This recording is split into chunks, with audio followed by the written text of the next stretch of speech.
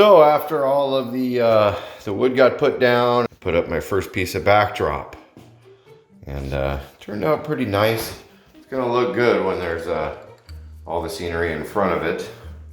Great for photography, you know, doing some kind of close-up photography. It was all done with just some a roll of craft paper from Staples and some spray paint and some white primer.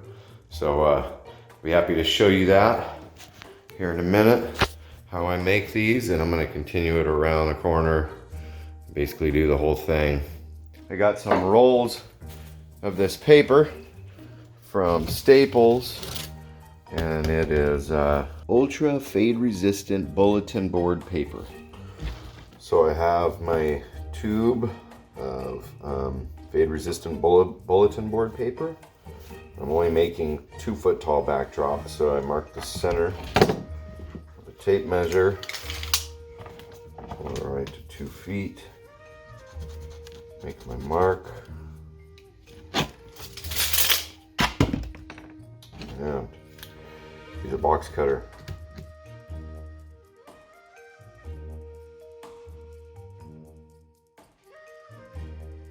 There we go. There we go. I can take the packaging off. Take the packaging off, and it will roll out into 12 feet long.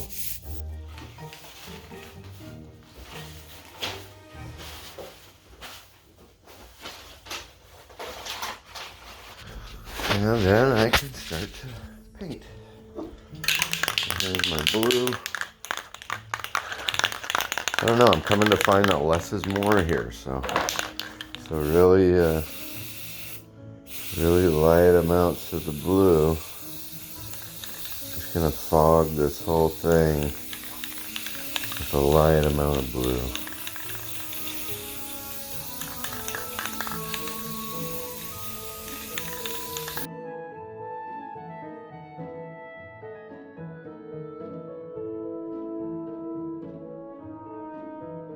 So there's our blue. We're gonna wait a few minutes for that to dry, and then we're gonna hit it with the white primer to make our cloudy, overcast look.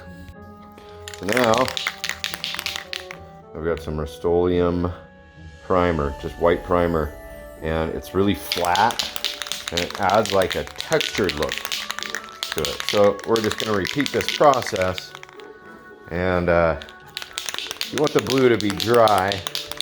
It's kind of cold out here right now. It's 23rd of December, so it's taking a minute to get dry. But basically, fogging it with the white. See that? And then it looks like the blue is just breaking through the clouds. It's a cloudy day in the Pacific Northwest, as usual. And I can put some happy clouds like right here.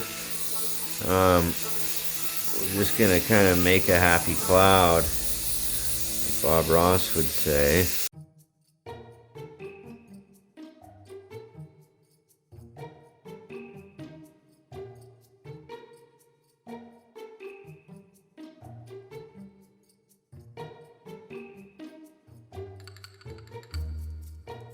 And then take it downstairs.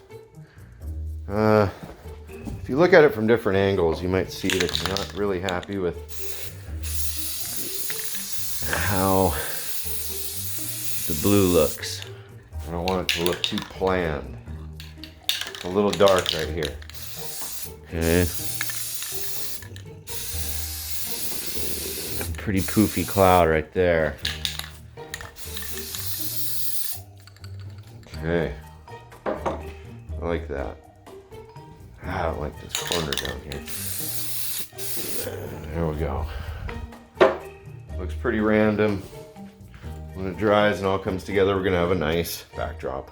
I got some Elmer's school glue. I'm gonna dip a brush in there.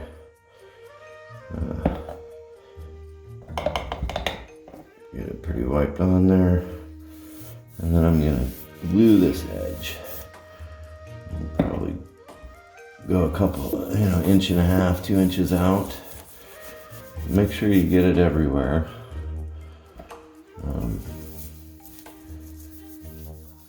Something like that. Try not to get it on the sheetrock. Paper. And it's crucial to line up the top.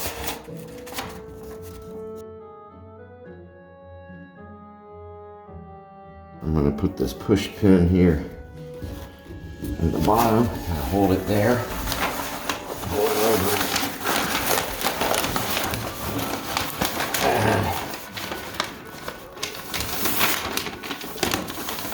Crease it in the corner. And we'll continue it around the corner. All right, we're getting the backdrop all put up. And what I've done is I just use a push pin to kind of get them lined up. Obviously, it's not looking all perfect here, but I come along with just a regular office stapler. I'll get that held up nice tight, make sure that it's not wrinkled. And just put in a little staple here and there. Real easy to repair those holes. Basically do that all the way around. It looks pretty good. All right, so it's up.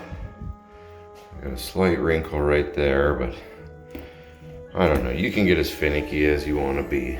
You can be as fussy as you want. You can glue it to the wall like wallpaper. That'd be pretty cool if you could do it a little bit more permanently, or if you didn't mind doing all that cleanup when you got to move. But here in this rental, I think this is gonna work just fine. So I've got white primer here. I really don't want to stink up the house too much, but I'm gonna shoot it on these seams and probably in that really dark spot over there. Just touch it up while it's in place.